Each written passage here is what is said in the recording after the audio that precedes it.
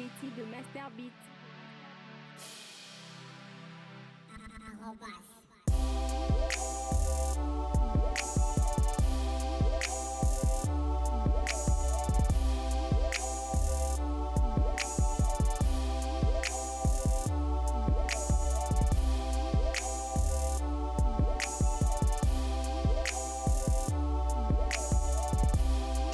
Yo en tant que moko ya groupe Gaël puis moi na bango témoignage nini okoyiko pesa biso pour maman Christine.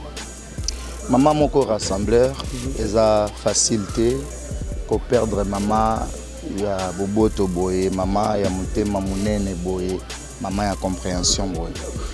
Azalaki toujours na qualité na yo to ebelaki makasi ya rassembleur. Abandai ko sangisa kati na biso ba problème ezanga raté. Mais qualité na ya munene ezalaki kotia kimia pe ko sangisa bino bozala lisanga et mingi ko rappeler na bino maloba ya papa Alain Moloto que voilà bosala boye. Vraiment c'était une conseillère ya makasi pour na biso Bagaël. Donc émotion eza makasi.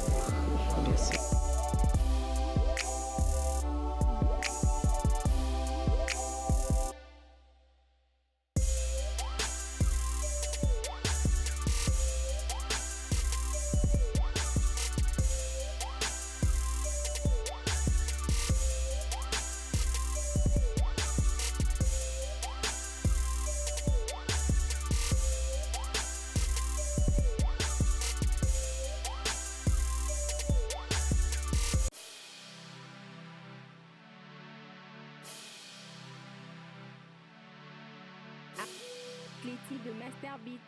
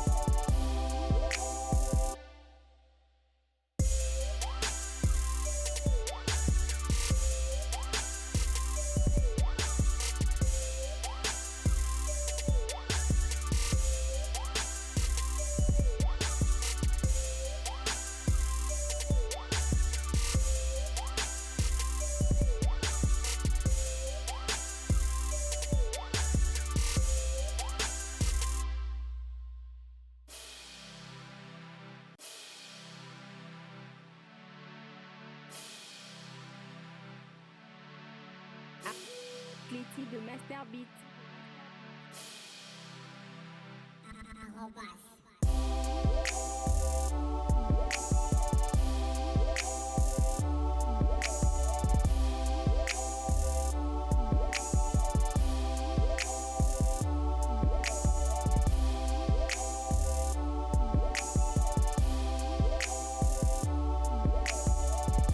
Na ndenge boye ko assister biso na ba moment ya pasi parce que moto malamu moninga malamu bayebaka ye na ba moment ya boye ondimi koya ko lela na biso comme dit la parole de Dieu to lela na ba oyo nyonso to bazolela toza na kati ya clinique ya Ngalema toye kobimisa corps ya maman Christine Moloto oyo akufaki depuis mardi passé.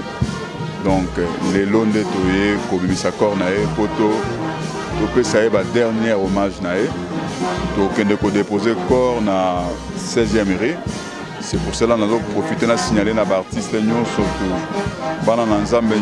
la grande famille Gaël, surtout Pambola Mananzela ya Banzembo ya Lemoloto, partout ici quand surtout Bozali, que toujours mis sa corps ya maman Christine Lelo toujours les na 16e rue, na espace KG, venez boya tolela, to pesa ba dernier hommage na e, et aux amala mingi. Nazo benga ba artiste émission surtout parce que programme mo wana musique au banda de 22h jusqu'à l'aube.